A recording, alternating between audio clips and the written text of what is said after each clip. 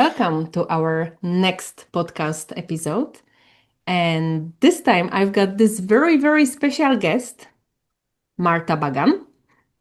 And let me tell you, there are no jokes about this lady. She looks very feminine, very sexy, but this is really, really tough lady. She is the Krav Maga instructor.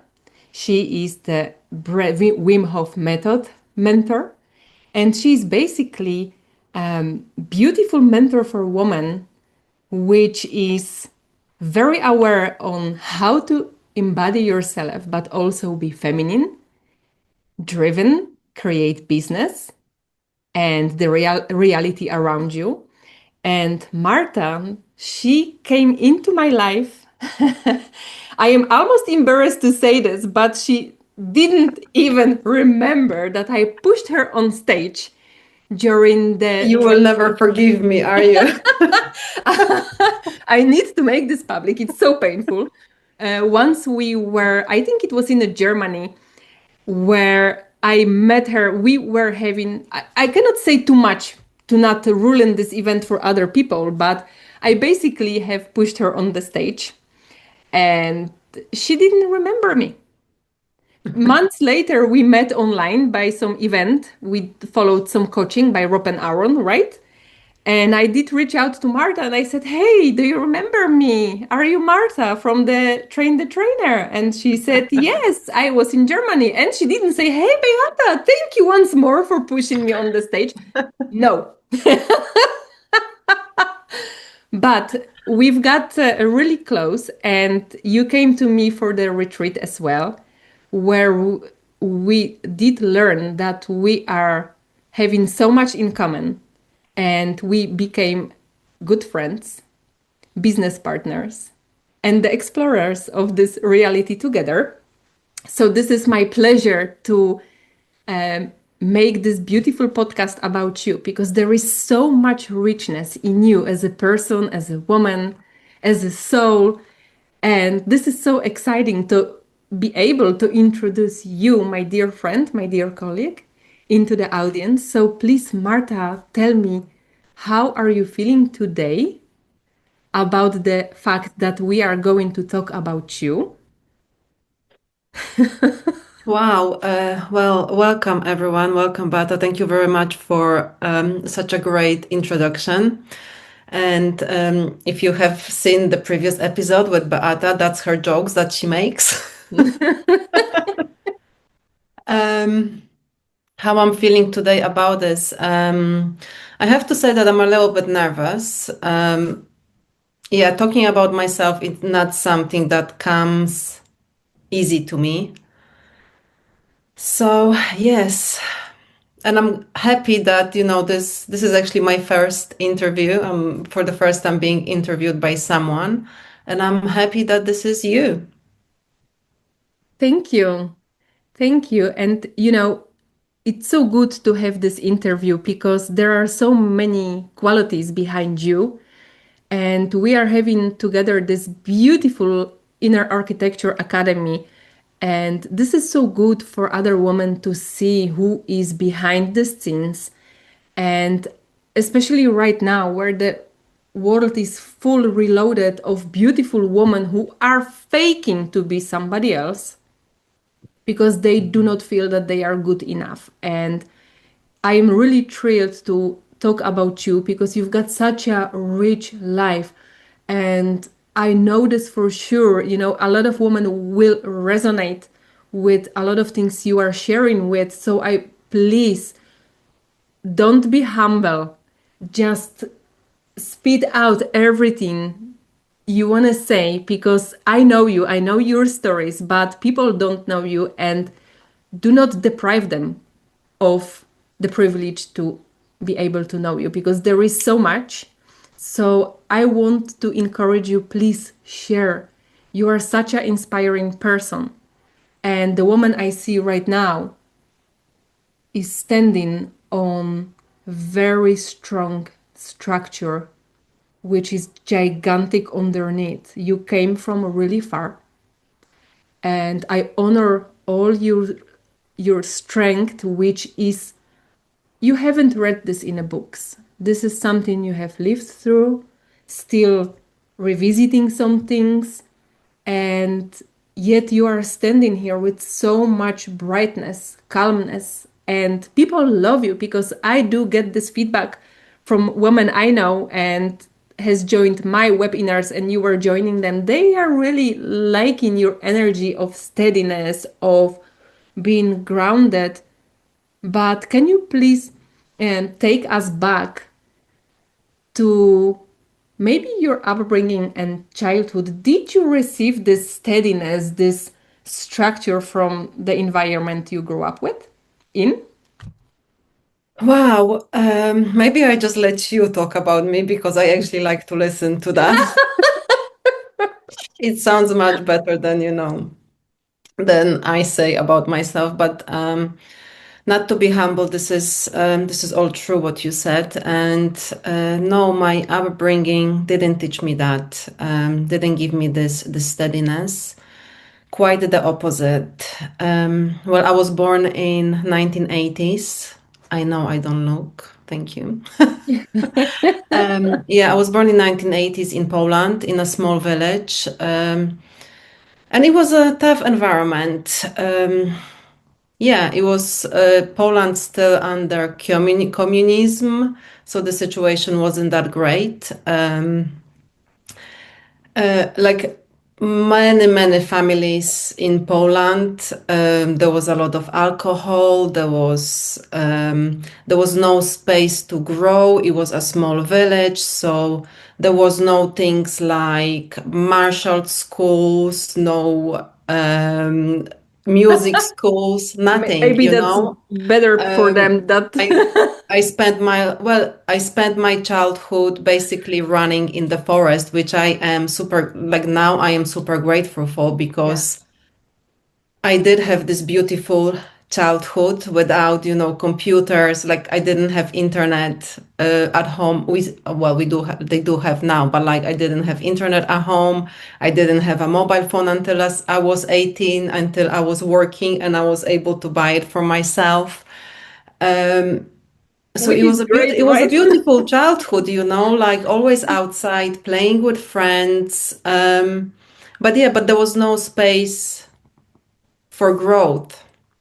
And similar to you, I was born into family that I didn't feel safe in. I had asthma when I was little. Like I was diagnosed. I started getting sick when I was 3 months old. I had breathing problems. So so I was always basically sick. And then when I was 5 years old, I was diagnosed with asthma, which was something very new back then in Poland. Like nobody knew. Like the doctors didn't know what was really wrong with me until I was 5. And then I was diagnosed with asthma. So I spent my whole childhood being told that I couldn't run, I couldn't have any animals, I couldn't do this, I couldn't do that. So there was always a no. And something that I remember from my childhood that I brought into my adult life, it was that I always wanted to train martial arts. Like, I always had this kind of feeling that I wanted to protect people. I wanted to protect my family. But of course, it was a small village in Poland, so there was no martial school. Later on, when I went to a bigger town to school, my parents just said no because I don't know, it's not for girls or something or whatever. They said no, so I didn't do it as a child. Um, but yeah, I did it when I got older and I could choose for myself. So this is like a bit of a nutshell of what was going on in my life when I was growing up. Um, yeah. Anything else I can add? Yeah, I'm very curious how, because like me, you are working with women and you are basically really the resilience coach as well. So, how did you get this idea that you are going to work with women and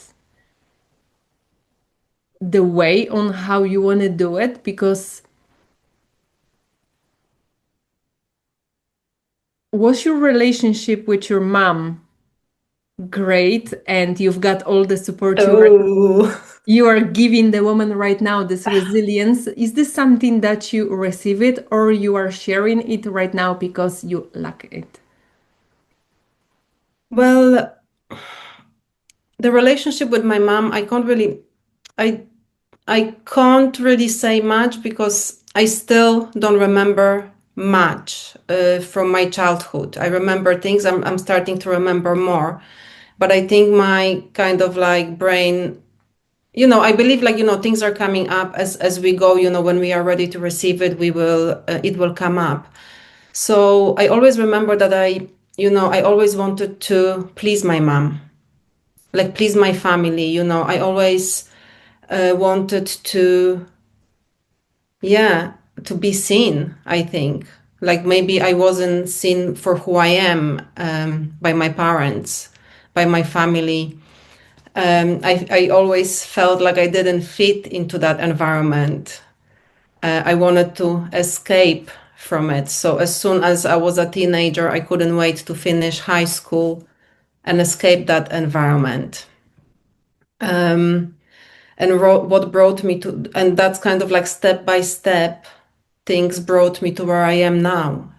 I left Poland when I was 19. I moved to London. I kind of like always had that feeling of not belonging where I was. And when I moved to London, I felt almost like instantly that I was in the right place. I suddenly, had a lot of friends. I had a job. I was supporting myself. Then I met my ex-partner. We were in a relationship for 11 years. And kind of like, everything on the outside looked like I was living a successful life, like I was actually living a normal life. But then always something inside me was not satisfied, It was like, I don't know how to explain that feeling, but I always had that drive to go forward. But then, because of all the conditioning, all the um, like the way I grew up, like, the world was telling me that I need to be small, that I can't do things. But inside, I felt like I wanted to do more. So, so there was always that disconnection. And for many, many years, I was numbing that feeling with alcohol. And guess where I worked for 20 years? I was working in hospitality, managing pubs in London. So very, so the environment was kind of like I got myself into an environment that would help me numb these feelings. There was a lot of alcohol around. There was always parties. Um, there was no really, it was a very toxic environment. So I was in it for almost 20 years, thinking that, that's what I want, that I was very successful because, as a girl that grew up in a village in Poland, I'm now running very busy, very popular pub in central London near Covent Garden, where I have actors coming in, people from shows in the West End. So, everything was telling me that I should be happy, that I should be happy with what I have, that I am successful. But there was always this feeling of there's something more for me that I didn't kind of trust because of all the conditioning that, be happy with what you have. Or, this is, you've achieved so much already, like be happy with it. So I went to the point where I got ill. I had gallstones in my gallbladder and I had to go for surgery in Poland. And it was one of the moments that stopped me for a minute got me out of this environment, got me out of constant running, constant escaping from feeling my emotions. So when I was in Poland after the surgery, I remember I was just sitting there, just being with myself. Like, there was nothing else, just me and what was going on inside me. So then I decided that, right, this is the time to change. I'm going to go and quit my job. I already graduated as an accountant. So that was my next thing to do. I wanted to become, I'm laughing at it now because, I'm like, I was just, I don't see myself as accountant at all. But like back then it was something that I wanted to do to start my family, to have kids. And I thought accounting job will be great because I can work from home and, I will earn a lot of money. So when I was in Poland, sitting on the bed, rethinking my life, I was like, right, I'm going to go back to London and I'm going to quit my job. So when I came back to London, I didn't quit my job. I ended up breaking up with the partner at the time. And that was already a huge change. It felt like, a huge weight off my shoulders. I was like, okay, maybe I don't need to change my job. Maybe that was the thing that was making me unhappy. So then I stayed in the job, but I started, I was like, I thought to myself, right, like, I was broken from the relationship. And I still, kind of like, it still was in my head that I want to have family. I want to find another partner. And I don't know, I always wanted to have the family, but I think it was conditioned because that's what, to feel like a valuable, worthy woman, I need to have a husband and I need to have kids and I need to have my own house. And I think this is what I was striving for. To create my own perfect family that I didn't have growing up. Right. But I was single and I thought, I was like, okay, well, I don't have a partner, so why don't I start doing things that I always wanted to do, but I never got a chance to do them. So one of them was learning martial arts. And as I was not so disciplined and committed back then, I found, like, I looked for something that was very close to where I lived, something that I will not have a lot of excuses not to go to. So that's how I found Krav Maga, and I started training it. Just, it was for fun to start with. My cat is here. He's helping me, with Hi, the Frodo. interview. So, so that's how I found Krav Maga. At the beginning, it was just for social reasons, just to get out of the pub, to meet other people, and to get a little bit fitter as well. And then, to the next kind of like breakthrough for me was COVID, when I got into an abusive relationship, and which kind of like got me to the point where I cannot live like this anymore. Like it needs to stop. I had some, after my long-term relationship, I had some relationships that weren't good. And I was like, this needs to stop. It's just getting worse and worse. So I need to change something. Then, I understood that I need to change something with myself, that it's no longer them, that it's me that attracts this guy. So I kind of like went into, yeah, self-development, like, learning about myself. I went into training. I went into, I started eating healthy. But that kind of like, I stopped drinking alcohol. I went into therapy. I was really like focused on fixing myself. I'm going to fix myself. But I went into that with force. I started training craft 5 times a week. before in the morning, I would do some weights exercises. Then I would train craft in the evening, then the pub reopened. So I was training in the morning. I was working during the day. I was still managing the pub, my team, leading my team and training craft 5 times a week. Then at some point I was training every day except from Friday. And I did like 3 martial arts at the same time, and I just went crazy, so now I see that I went from, I went from one extreme to another. I replaced my alcohol addiction with training addiction. So then the next step was the management change in my company, and I chose myself and I quit the job because I wasn't able to work with my new manager. And obviously the company took his side, not mine, because, I was the only person. And yeah, well, never mind. I'm not going to go into that. But yeah, but then I quit my job to start teaching craft. And 2 weeks after I quit my job, I injured my knee.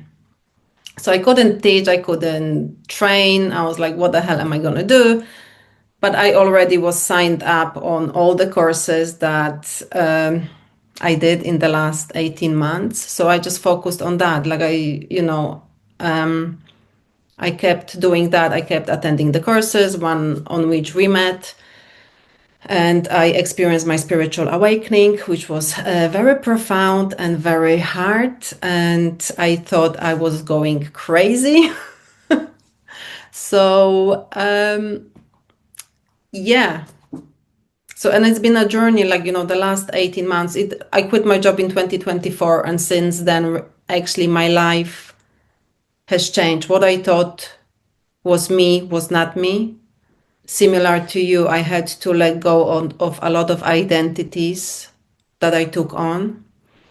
I had to strip myself from pretty much everything I had. I left my three-bedroom flat in central London near Covent Garden with all my belongings because I was moving to one-bedroom flat.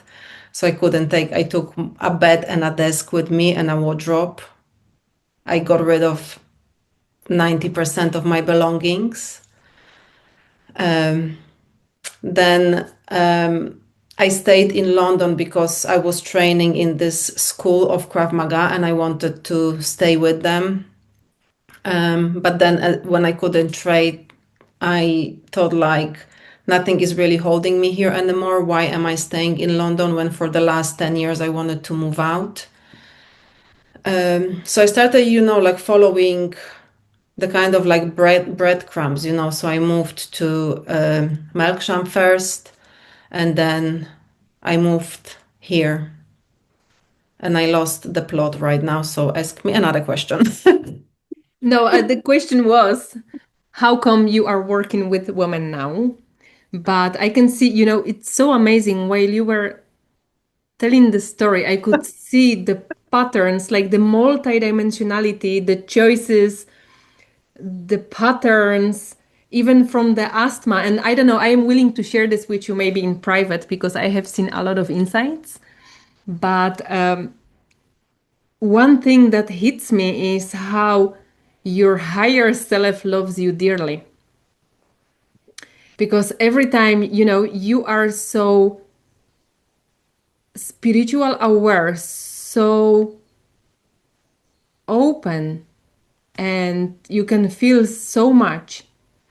And usually, those people are the first to go in different kinds addictions. Like for you, it was alcohol, then you switch it to Krav Maga training. But I think it's like because you have felt so much, and this distraction was serving you to a certain degree until you lose yourselves completely. But then, in the moments that you almost lose yourself completely, was your higher self like, Marta Bagan, that's not the wrong turn. Yeah.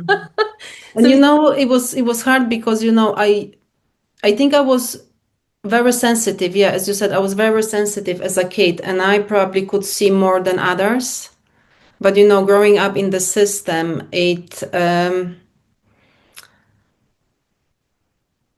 it didn't allow me to explore that. It basically shut me down. And then, at some point when you come back to those senses, like what happened to me in 2024 during the summer, when actually I stopped again from basically overtraining, and when I had the knee injury, when I again had time for myself. But I already, this training, it gave me strength. It Mm. gave me very strong body. I was very strong in my body, and I think that's like everything happens for a reason, I believe, and everything happens at the right time. So it was weird because when I got the injury, I was actually happy that I got the injury. I didn't know why, because I loved what I did. I loved training. I loved Krav Maga. I still do, I think. I said I loved, but but I was happy because something inside me was like, finally. And and then when I came back, like all the other senses, feeling those emotions, connecting with all these aspects of myself that were suppressed. It was tough, and I wasn't quite prepared for that. So I was lucky that I met another friend of mine, Agnes, who's was more aware of what was going on, and she was guiding me. So I always have these angels, like these people coming, like I said angels, but like these people coming into my life in the right time. Like I am being guided and I am being looked after. This is what I feel, this is what I see. And at some point I started trusting it. I started trusting myself. Throughout the training, I built a lot of confidence in myself. And I believe, even though I feel scared like hell sometimes, I trust that I know what I will know what to do. And it's really profound, because when you get to that point, when you trust yourself, when you start choosing for yourself, Mm. your life changes, and you start co-creating it. You know what you want. It's not what people told me what I want, what my family, what the system told me what I want. I don't know everything yet, and I don't know if I will ever know, but I no longer live a life that was kind of like put upon me. I choose consciously what I want, and things are happening. Definitely. And I can just really say, from what I am seeing, observing you, that this is really the truth. This is something you live, you breathe, and I am the witness of your everyday choices. And sometimes, really, I am like so enlightened, delighted, and to see you choosing things which are not always maybe logical for other people, but you just standing behind those choices and you just know. And there is no force on earth that will move you in the direction which is opposite to your choosing. Yes, I built such a strong connection with my body. I cannot do something that is not aligned with me. I just cannot make that decision. So, what is. I have been saying no to things. Like sometimes you are surprised, people are surprised because I say no to things that are like, why? Why don't you? I mean, you need it. Why are you saying no to you? Because I don't feel it.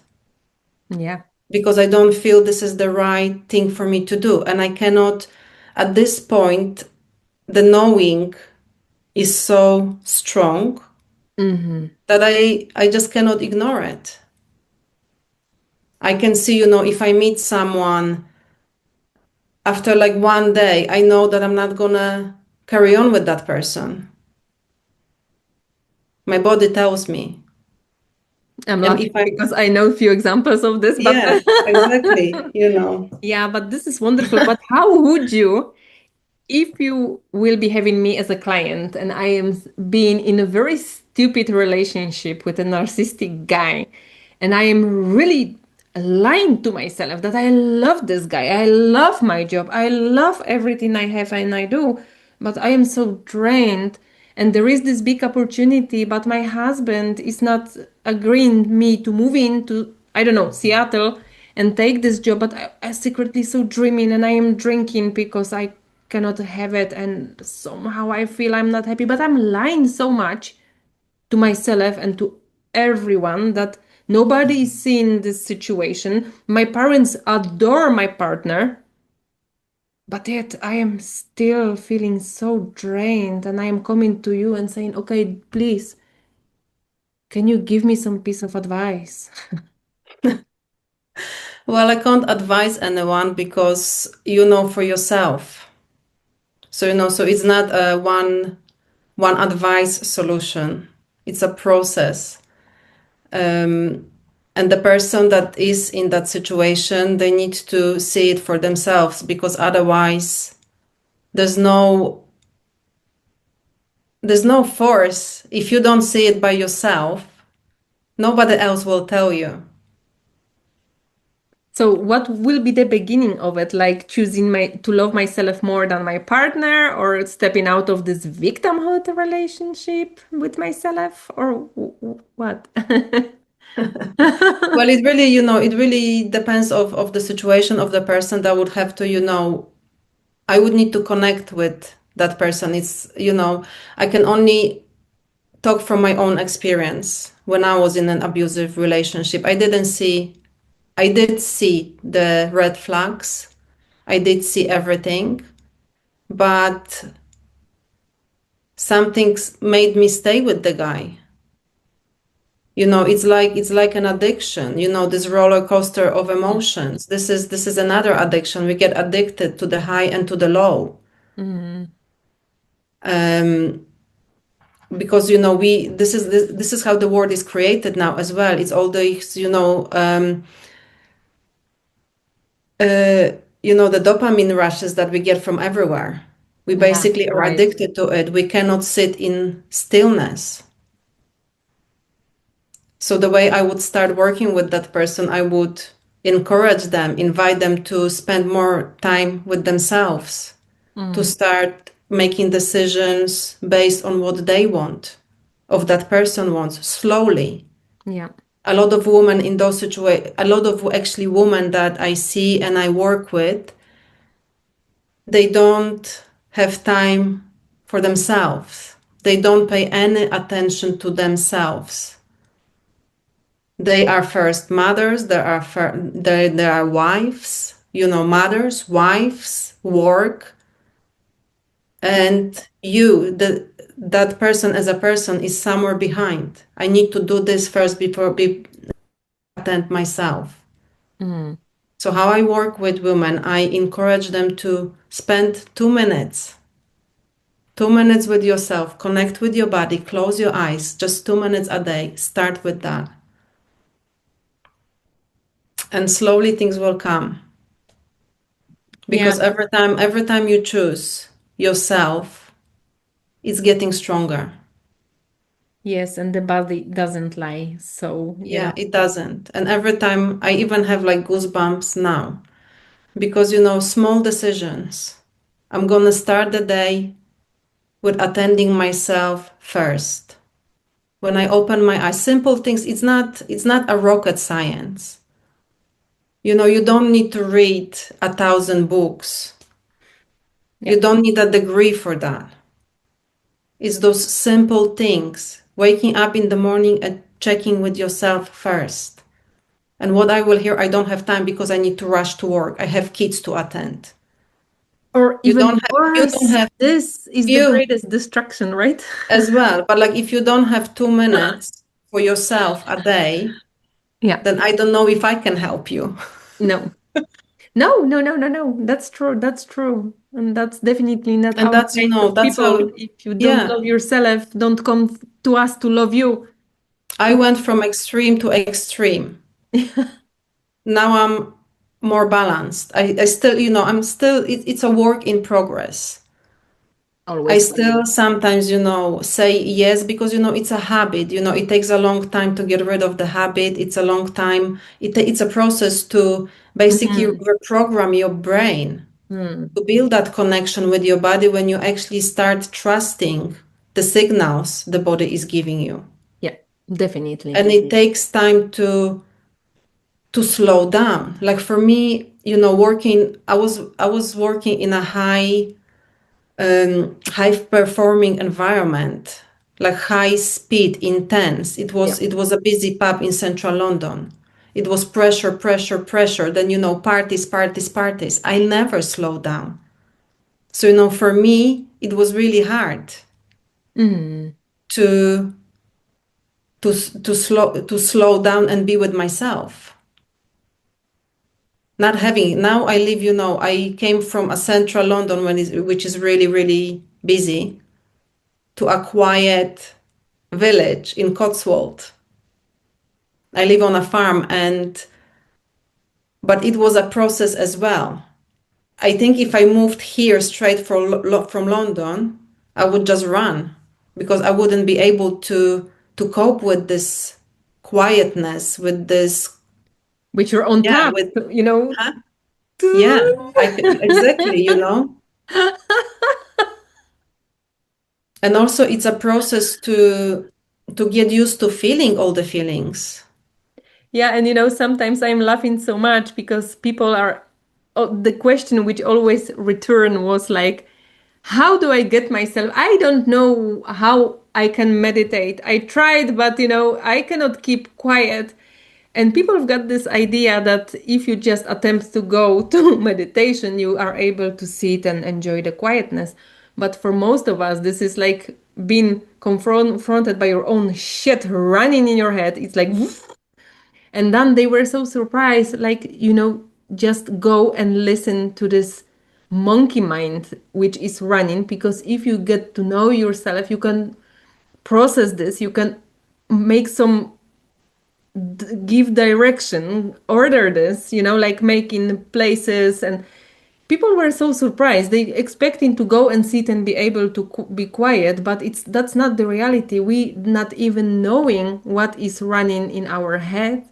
So just taking the time and confront the jungle inside your head is really big progress to being aware of the thoughts you are running in the background,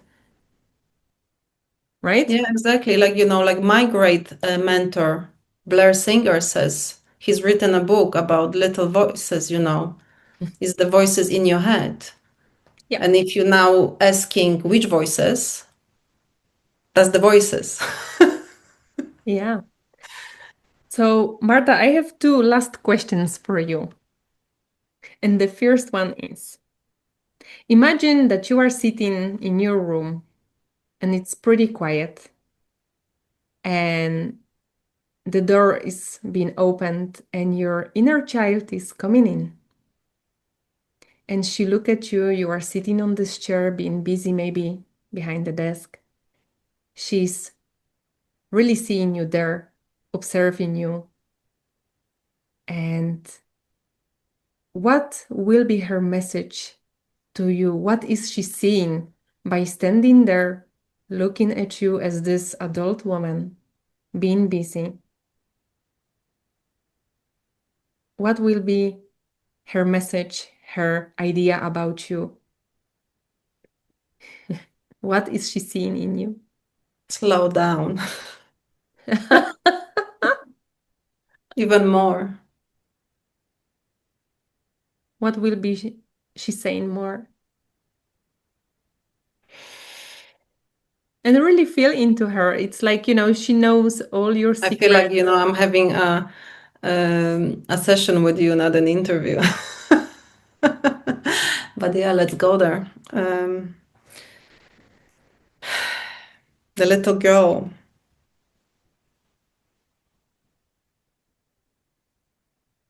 She would say, thank you for looking after me. Mm, Thank you for seeing me. I love you. wow. I've got all these goosebumps over me. And she would come and sit down on my lap and I would hug her. That's a beautiful, beautiful message. So imagine the door is being opened once more and your future self is coming in, stepping into the room when she's really old and you cannot even say how old, maybe even from the future. What is she saying to you with all the knowledge she has over you across the lifetimes? She says, thank you for listening. Yes! Wow. This is such a powerful statement because it says you are so open for the future version of you, for all those adventures it brings with. I am, and I have always been. This is, this was me inside wanting the adventure, but the world told me that I couldn't. And for most of my life, I believed it. Even though, I set myself on adventures, climbing mountains, learning Krav Maga, the most brutal fighting system, whatever. And I achieved that in a very short time. And Yes. I still don't see that greatness in me. I still, there's still parts of this girl that like, really me? I'm just this, little girl from this village. Like, I don't matter in the world. Like, I cannot do this. What would But you, then if there is you, always, but then, the other yeah, grown up Marta, woman in power, steps in as well. And she's like, but I am here. yeah, and I've done all of this. what would you say to I this climbed that asthmatic mountain. child? I achieved Yeah, it. yeah, I did exactly, it. So, exactly. so you have to remind yourself because we don't spend time telling ourselves how great we are and what we have achieved until now. Mm-hmm. We just spend time focusing on what's more to achieve, what's more, what else can I get? But like Yeah. how many times do you just sit down and look at your life and look how many great things you have achieved so far?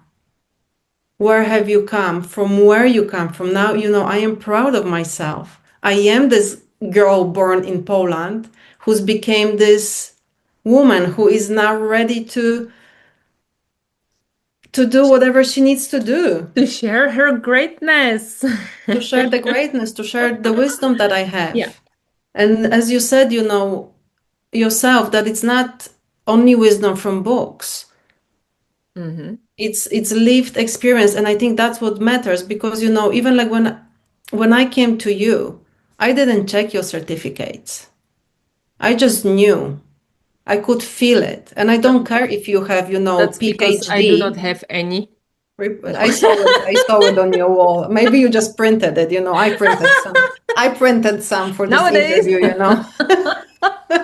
Put them nicely on the wall behind me. I do have some certificates.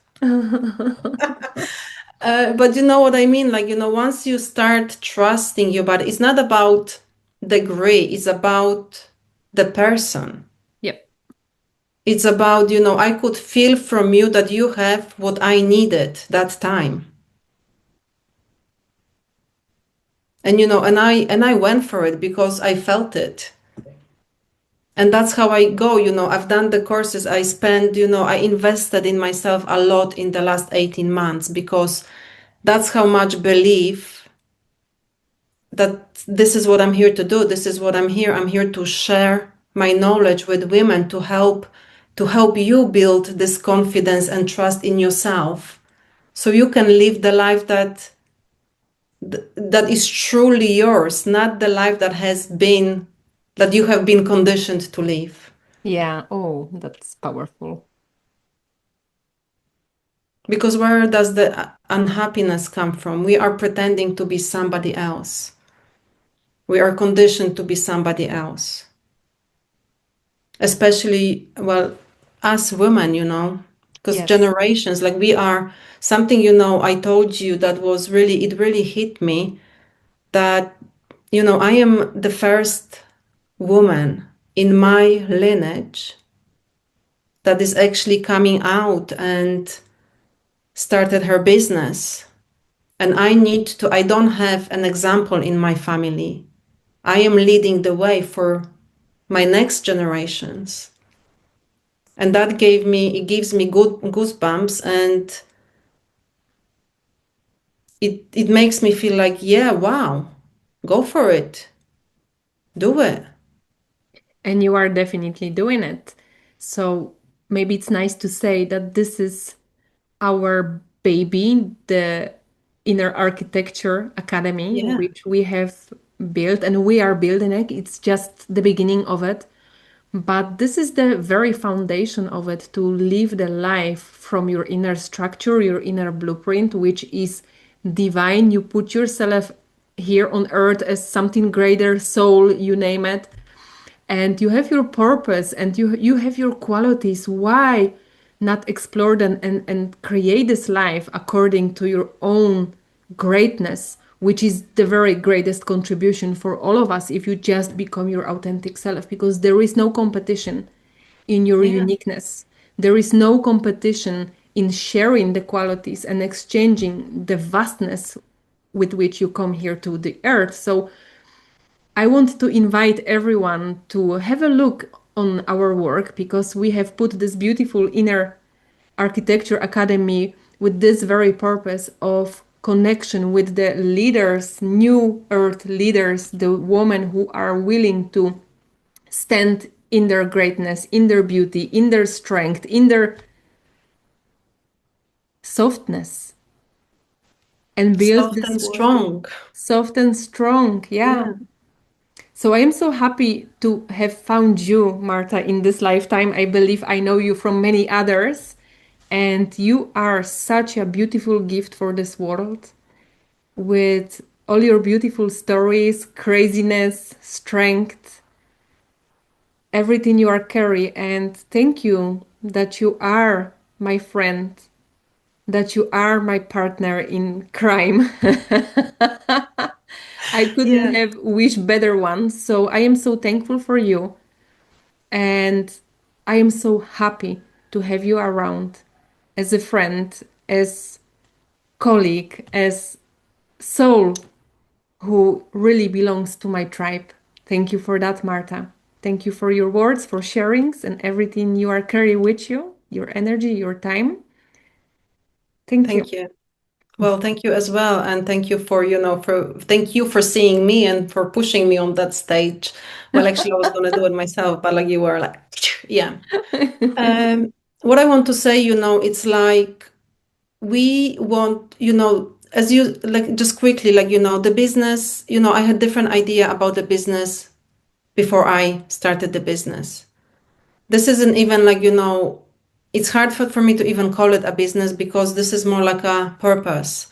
It's something that I do deeply from my soul. And, and yeah, and it's even harder this way because it's really something important, and it's really something that I care about, the same as you. And and like when we create this business, we ourselves will overcome a lot of our wounds. And Yeah. what I want to say is, like, if you are listening, and if you are in a situation where you are starting a business, or if you're thinking about starting a business, you need to find yourself a community as well, people that believe in you. You only need one person. And this is, I don't know if you, Beata, remember, but this is something, you give me so much power as well, because you believe in me. And in the moments when I don't believe in myself, in the moments I still have them, when I'm like, really? Like, what F am I doing? You are there to give me that push or give me a hug or whatever I need at that time. So you only really need one person to help you grow that believes in you. But when you have a community, you grow even harder. And Yes. that's what we want to do as well within our Inner Architecture Academy. We want to help you rebuild yourself from the inside out, but Mhm. also create that community that is safe for you to come and be who you are. Yes, so this gives me the idea for the next podcast, maybe, that we're gonna share our wisdom about business being the extension of your energetic state, of your soul mission, and not just as something separate, so that you can really rethink the things you are doing or not doing. Because if you want to change something in your life, it's always starting with your business, your leadership, your entire family. Everything is the extension of you. So invest in yourself and see who you are. Go explore, change things you do not like, because only then, if you know your structure, your architecture, you can build something strong which will reflect your insights. Right? Yes, Okay, so I agree. thank you, Marta, and I see you in another podcast. Thank you.